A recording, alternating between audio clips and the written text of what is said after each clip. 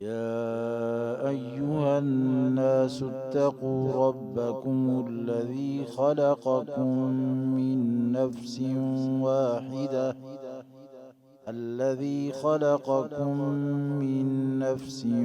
واحدة وخلق منها زوجها. قراءة الإمام جعفر مدني عن سيدنا ابن وردان رحمه الله تعالى. أعوذ بالله من الشيطان الرجيم. بسم الله الرحمن الرحيم.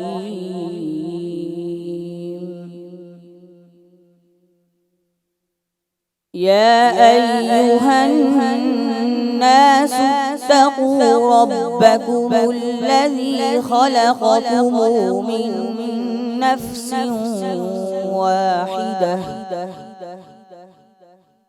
وخلق منها زوجها وبث منهما رجالا كثيرا ونساء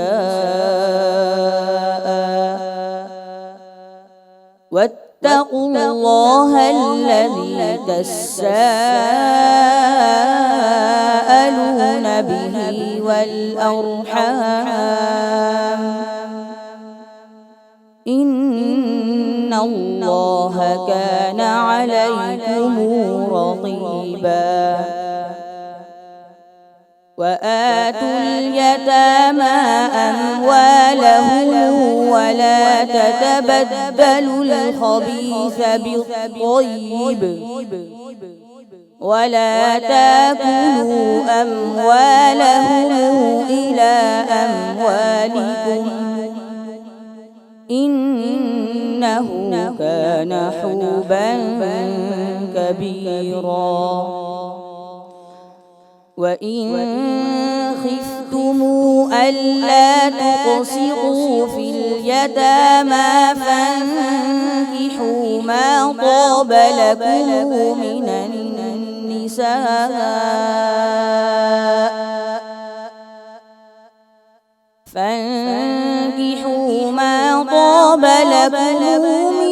النساء مثنى وثلاث ورباع.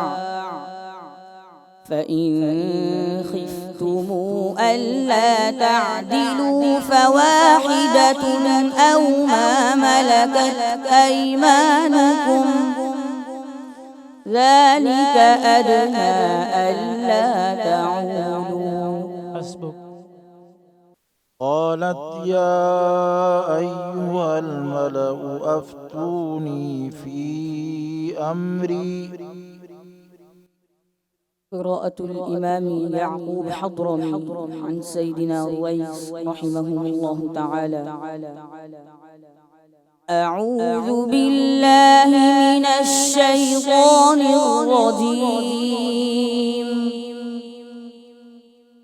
قالت يا أيها الملأ وافتوني في أمري ما كنت قاطعة أمرا حتى تشهدوني.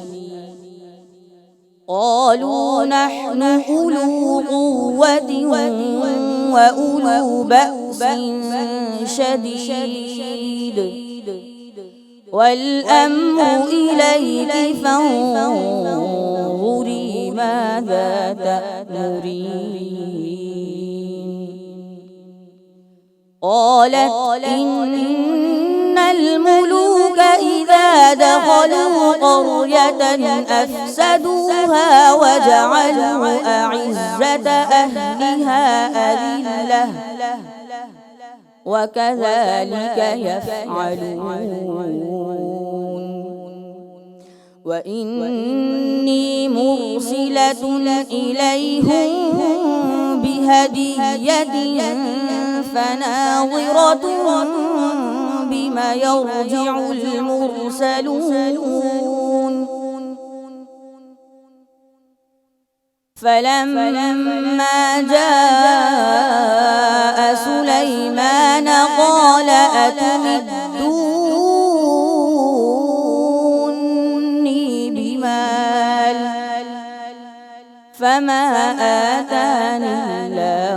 خير مما آتاكم بل أنتم بهديتكم تفرحون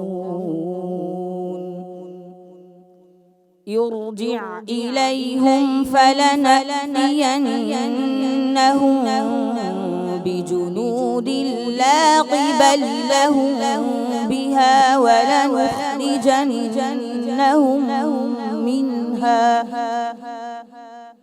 ولنخرجنهم منها أذلة وهم صاغرون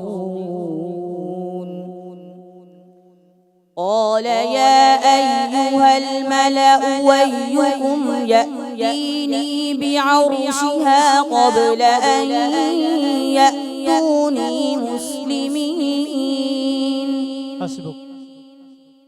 والذين آمنوا بالباطل وكفروا بالله أولئك هم الخاسرون.